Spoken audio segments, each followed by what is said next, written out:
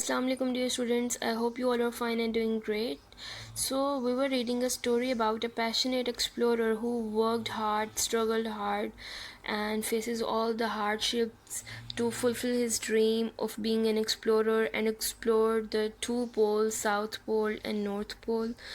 So let's move towards the last lot of this story. Amundsen's skills and perseverance made him in the first person to be able to claim that he had been to both poles. He said that his successes came from proper preparation and having the appropriate equipment. He said, "Victory awaits him who has everything in order." Amundsen wrote about his experiences in his autobiography, My Life as an Explorer.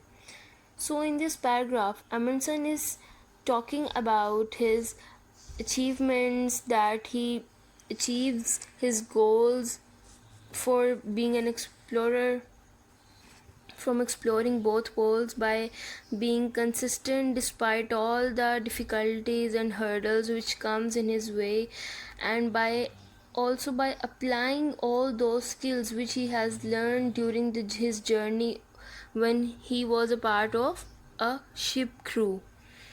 We have read that he learned hunting skills from the doctor when he was a part of a ship crew.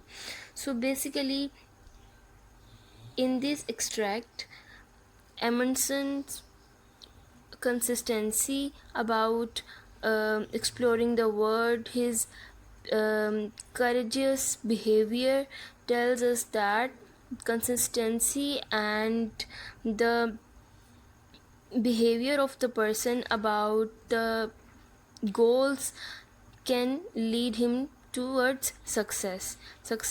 Victory awaits that person who has everything in order means that success will be given to those people who has done everything in order, who has done everything in a very organized way. So moving towards the extract, there is an extract in the yellow box from his autobiography, which name is My Life as an Explorer. One day, two of the boys and I were standing on the deck, which one of them exclaimed, "There is a caribou." Basically, in this extract, Amundsen is sharing his journey experience when he and the other two boys with him, they were on their journey, and it was the incident which happened with him over there. "There is a caribou." He pointed a small black object just on the skyline of one of the encircling hills. So one of the boys who were with the Amundsen, he saw a caribou. Caribou is a reindeer on the top of the hills. The other man, who had the best vision of the three, looked steadfastly at the black object for a moment and then turned to his companion and said, "That caribou walks on two legs." And one of them examined that object which they were looking on the top of the hills near the skyline, and he made his own perception that caribou, that reindeer, walks on two legs. Basically, he was trying to say that object which we were seeing on the top of the hills has two legs. Sure enough, close scrutiny confirmed his quick perception that this was not a caribou but an Eskimo. Scrutiny means examine, to examine. So that person examined that object very keenly and then confirmed that the object which they were seeing is not a caribou, it's not a deer. Basically, it was an Eskimo. Eskimo is a member of a group who live in northern Canada. So Eskimo is known as the group of people or the member of these groups who live in the northern Canada. They are the natives of this land.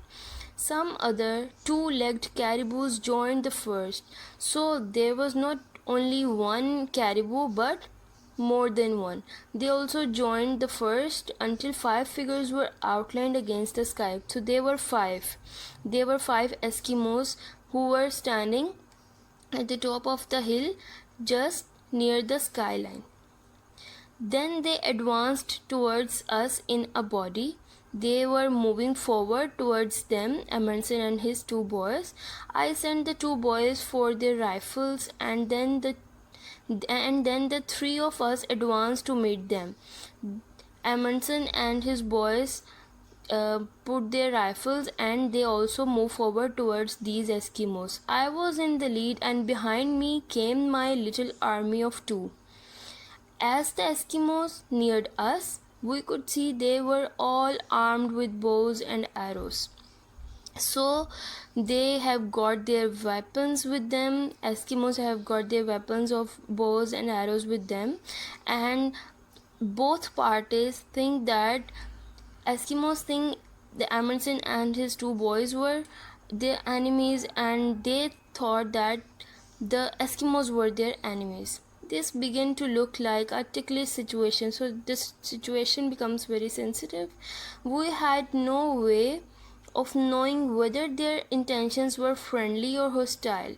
So Amundsen and his two boys couldn't think that were the intentions of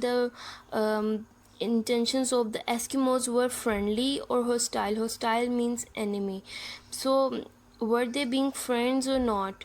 Certainly they were equipped for war. However, there was nothing to do but meet them face to face. So there was no option just to meet them face to face, just to face this situation. The two parties proceeded to within about 15 paces and then halted. I then returned to my army and instructed them ostentatiously to throw their rifles on the ground. I turned to Eskimos. So Amundsen ordered his two boys to put down their rifles. And he turned to Eskimos. Their leader, seeing this pacific move, imitated it by turning to his followers and uttering a command. So by seeing that act of Amundsen of putting their rifles down, that Eskimo. So upon seeing the act of putting down the rifles, the Eskimo leader also copied that act and ordered his followers to put down their arrows and bows. They obeyed by throwing their bows and arrows on the ground. I was unarmed and advanced towards them. So Amundsen, being unarmed without weapon, moved forward toward the Eskimos. The Eskimo leader had also come out alone. The Eskimo leader also come forward towards Amundsen alone. It is remarkable how accurately two men can communicate who do not speak a word of a common language and whose whole experience of life seems utterly separated from each other's.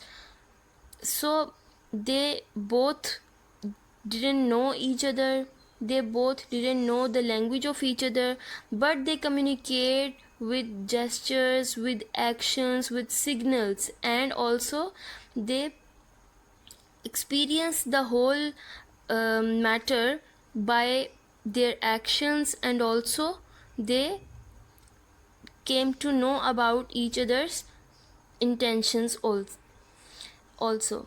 Expressions of the fact, nods and shakes of head, gestures and tones of voice convey meaning with astonishing accuracy. By these means, I quickly convinced the Eskimo leader that I wished to be his friend.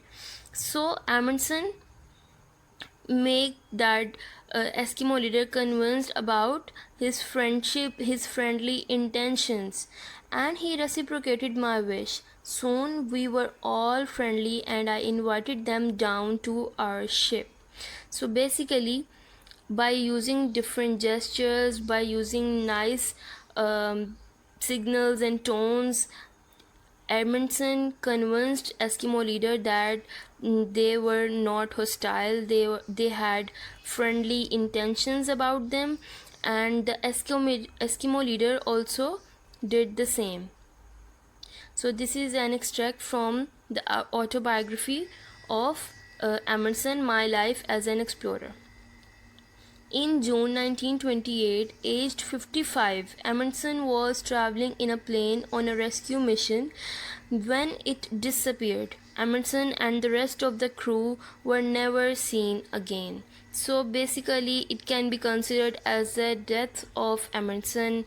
He was traveling in a plane on his another rescue mission, but the plane disappeared and they cannot be seen again, and the whole crew disappeared with that plane.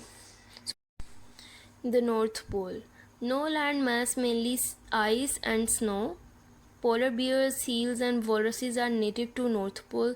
Basically, these are the animals and the sea animals which can be seen in that pole. In the middle of Arctic Ocean, which is a mass of shifting sea ice, the ice cap is shrinking due to climate change. No sunlight from September to March. The sun rises in March and sets in September. Seals have been spotted at the North Pole, and polar bears and Arctic foxes are sometimes seen nearby. Warmer than South Pole but still very cold. Alert in the Kikik-Taluk region, Nunavut, Canada is the nearest inhabited land. It is 817 km away. So this is the information about the North Pole.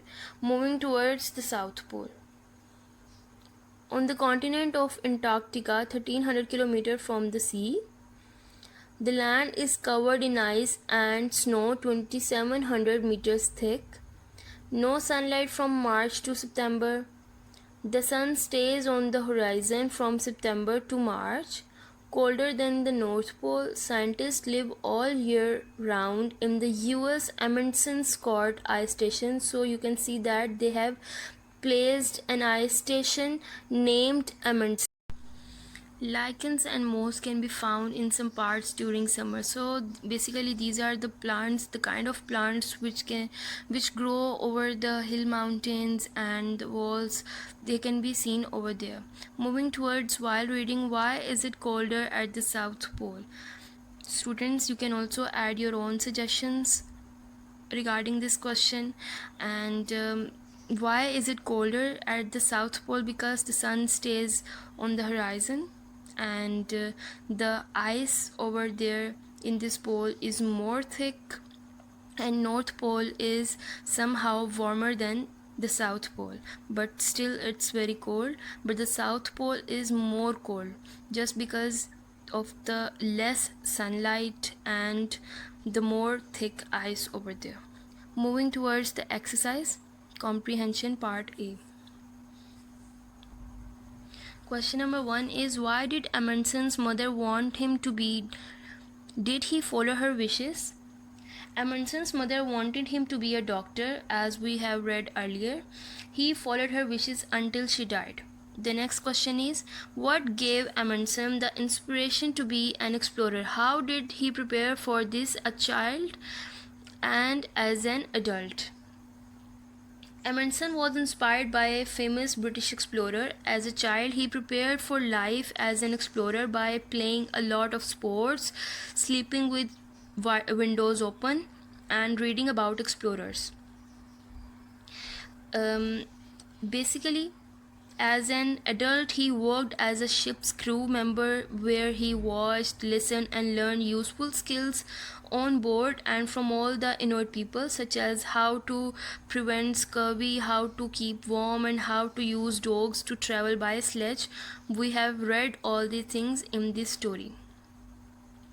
The next question is, what key skills did Amundsen learn about survival? Look at the 4th and 6th paragraphs. Amundsen learned some useful survival skills, but he was also very determined and well prepared. He made sure he knew how to survive before setting off on his own expeditions. Just like that, we have read he learned a survival skill from a doctor on a ship's crew, how to deal with scurvy, how to do hunting, etc. Moving towards the next question. What made it difficult to pass through the Northwest Passage? What helped Amundsen achieve it? The very cold temperatures, shallow seas, and sea ice made it difficult to pass through the Northwest Passage. Amundsen's boat Jua helped him pass through it because it was small enough to pass through these waters and over the shallow areas. The next question is, when did Amundsen get to the North Pole? Amundsen got to the North Pole in 1926. What did Amundsen's companions mistake the Eskimo for? Why? Amundsen's companions mistook the Inuit for caribou because they were so far away. The last one is, how did Amundsen talk to the Eskimos? Amundsen talked to the Eskimos by using a mixture of simple expressions, body language, and tone of voice. Expression of the fact, nods and shakes of head, gestures, and tones of voices. And the other one is, this question is more difficult. Discuss it first. The question is, how did Amundsen die? So basically, students, you can also put your own suggestions regarding his death. Amundsen disappeared on the rescue mission, so we cannot be sure of how he died. So students, there can be different possibilities, and I think it's enough. So I hope you enjoyed the story. I hope you enjoyed the whole lesson and you have learned something great from the passionate explorer Amundsen.